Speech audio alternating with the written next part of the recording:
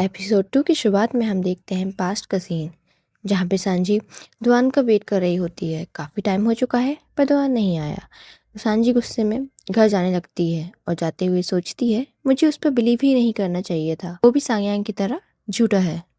Sanji चलते चलते गिर जाती है, तभी दुआन आ जाता है। सांजी उससे बोलती है इतना लेट कौन आता है। वो उससे माफ़ी मांगता है और कहता है कि मुझे टाइम नहीं पता था। तभी सीन पास्ट से प्रेजेंट में शिफ्ट होता है।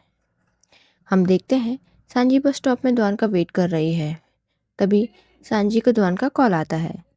वो कहता है क्या तुम जाग गई हो। सांजी बोलती है अगर तुमने ज़्यादा लेट किया तो याद रखना तुम्हें कभी जीएफ नहीं मिलेगी।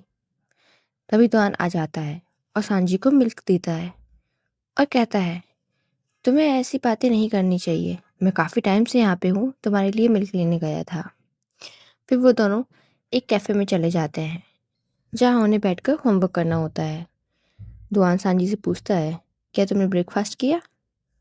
वो हाँ कहती है तो दुआन अपने लिए कुछ लेने चला जाता है। सांजी उसे बार बार देख रही होती है। अब सीन पास्ट में शिफ्ट होता है, जहाँ पे हम देखते हैं सांजी टीचर के पास दुआन को लेके जा रही होती है और समझा रही होती है कि टीचर से कैसे बात करना है, और ये भी बताती है कि अगर अपन पकड़े गए तो अपन को पनिशमेंट मिलेगी। दुआन कहता है ये सब सुन के तो मुझे डर लग रहा है। सांजी कहती है बी ब्रेव, और टीचर के पास पहुंचते हैं दोनों। सांजी बताती है टीचर को कि ये मेरा भाई है। टीचर पूछता है तो पेरेंट्स क्यों नहीं आए। फिर दुआन कहता है वो बिज़ी थे इसलिए उन्होंने मुझे भेजा है सांजी की प्रोग्रेस पता करने के लिए। फिर टीचर दुआन से बात करता है और सांजी के बारे में बहुत सारी चीज़ें बोलता है कि सांजी टीचर से अच्छे से बर्ताव नहीं करती है, क्लास में ध्यान नहीं देती। टीचर हालांकि ये भी बोलता है सांजी पढ़ाई में काफ़ी अच्छी है, वो हमेशा टॉप करती है, बट टीचर की बात नहीं मानती और ये सारी चीज़ें बोलता है टीचर। दुआन टीचर की काफ़ी तारीफ़ करता है, कहता है सांजी की क्लास में टॉप आने का कारण आप हैं, आप उसे इतने अच्छे से पढ़ाते हैं तभी सांजी टॉप आती है। तो टीचर खुश हो जाता है और उन्हें जाने को कहता है। सीन फिर से प्रेजेंट में शिफ्ट होता है। दुआन सांजी को केक ला के देता है और कहता है जब तुम्हारा होमवर्क फिनिश हो जाएगा तो तुम एक एक खा लेना। सांजी उसे देखती है और होमवर्क करने लगती है। दुआन देखता है सांजी ने मिल्क नहीं पिया है, तो मिल्क उठा के बोलने वाला होता है कि ठंडा हो जाएगा तुम इसे पहले पी लो। तभी सांजी मिल्क की बोतल जल्दी से उठाती है और बैग में रखने लगती है। दुआन कहता है तुम तो ऐसे रख रही हो जैसे कि मैं इसे लेके भाग जाऊंगा। सांजी कुछ नहीं कहती। फिर वो होमवर्क करने लगती है और दुआन अपनी बुक पढ़ने लगता है। फिर सांजी पूछती है दुआन से क्या तुम नानवू से हो। नानवू उनकी सिटी का नाम है। दुआन कहता है नहीं, मैं इहे से हूँ। वो पूछती है क्या तुम समर वेकेशन में वहाँ जाओगे। वो कहता है नहीं। फिर सांजी पूछती है ऐसा क्यों। तो दुआन कहता है तुम्हें इतनी टेंशन क्यों है, चलो अपना होमवर्क करो। फिर वो दोनों स्कूल पहुँचते हैं। स्कूल पहुंचकर दुआन उसे एक पेपर देता है। वो बोलता है कि कल मैंने तुम्हारी नोटबुक में लिखे हुआ ऐसे पढ़ा था, इसलिए मैंने तुम्हारे लिए एक और ऐसे लिखा है, अगर तुम चाहो तो ये टीचर को दिखा सकती हो। और वो चला जाता है। स्कूल ख़त्म होने के बाद सांजी घर आती है। घर में जाके वो सबसे पहले रूम में पहुंचती है। रूम में जाके वो मिल्क की बॉटल देखती है और सोचती है दुआन ने उसे ये मिल्क की बॉटल दिया था। और वो उस मिल्क की बॉटल को टेबल में रख देती है और फिर वो ऐसे निकालती है और वो ऐसे पढ़ना स्टार्ट करती है जिसमें लिखा हुआ था मेरे भाई की हॉस्टल शिफ्टिंग में हेल्प करना। आज मैंने अपने भाई की हॉस्टल शिफ्टिंग में हेल्प की। उसके बाद बहुत सारा सामान है, मुझे समझ नहीं आता लड़कों के पास इतना बेकार का सामान क्यों होता है।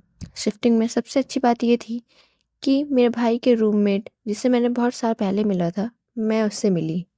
हालांकि जब हम पहली बार मिले थे उसने मुझे चोर समझ लिया था।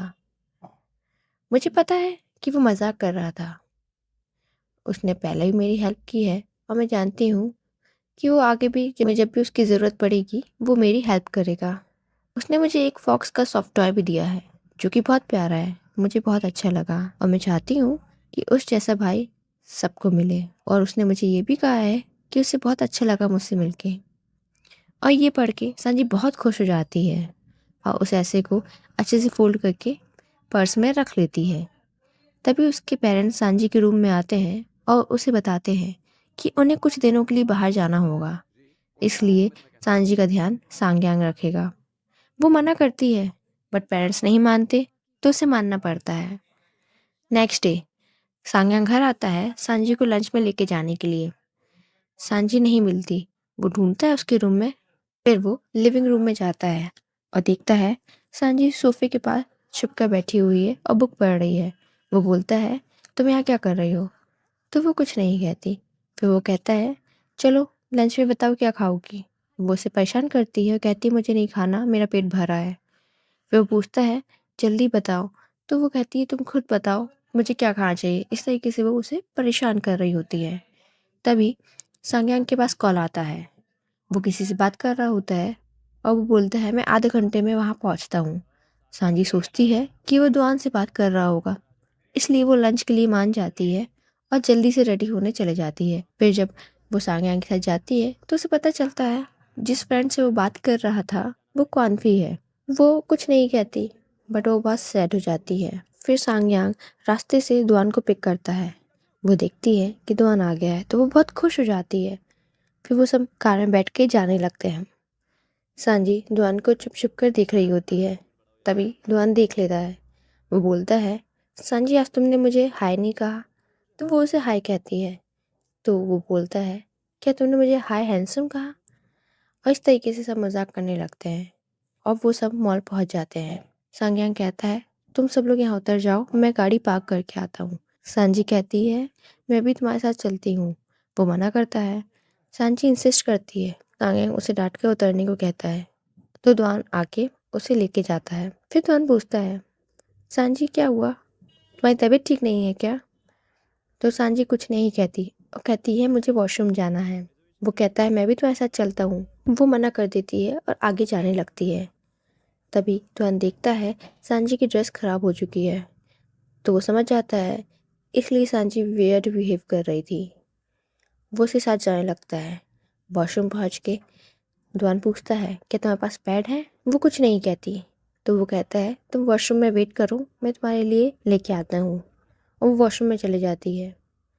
वॉशरूम में जाके वो मिरर में देखती है तो उसे पता चलता है उसकी ड्रेस ख़राब हो गई है। उसे बहुत बुरा लगता है। वो बहुत ज़्यादा एम्बेरस फील कर रही होती है। वो सोचती है दुआन ने ये देख लिया होगा। तभी दुआन सांग्यांग को कॉल करता है और सब चीज़ बताता है और कहता है शॉप में आओ।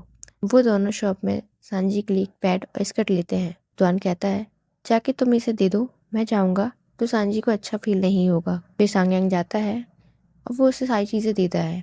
सांजी को बहुत ख़राब लग रहा होता है। वो बहुत सैड फील कर रही होती है। सांग्यांग कहता है, ये सब नॉर्मल है, तुम टेंशन मत लो ज़्यादा। और फिर वो सब लोग रेस्टोरेंट में मिलते हैं। रेस्टोरेंट में सब लोग अपना खाना ऑर्डर कर रहे होते हैं। तभी सांजी मीट ऑर्डर कर रही होती है। सांग्यांग देखता है और उसे डांटता है कि अगर तुम्हारी तबीयत ख़राब हुई तो मैं तुम्हारी केयर नहीं करूँगा। वो बताता है कि सांजी को मीट से एलर्जी है। तभी हम देखते हैं दुआन वार्म वाटर लेके सांजी के लिए आता है। वो सांजी के कप में पानी डालता है। सांजी उसे देखती है और फिर सांजी पानी पीने लगती है। तभी सांजी नोटिस करती है कि सांग्यांग उसे नहीं देख रहा है। तो वो धीरे से मीट नूडल्स खाने वाली होती है। दुआन देख लेता है। दुआन कहता है, मैं पहले खाऊंगा। और उस नूडल्स में से सारे मीट निकालने लगता है और सांजी उसे देख रही होती है। और यहीं एपिसोड एंड हो जाता है। Thank you for watching. Please to subscribe, like, comment.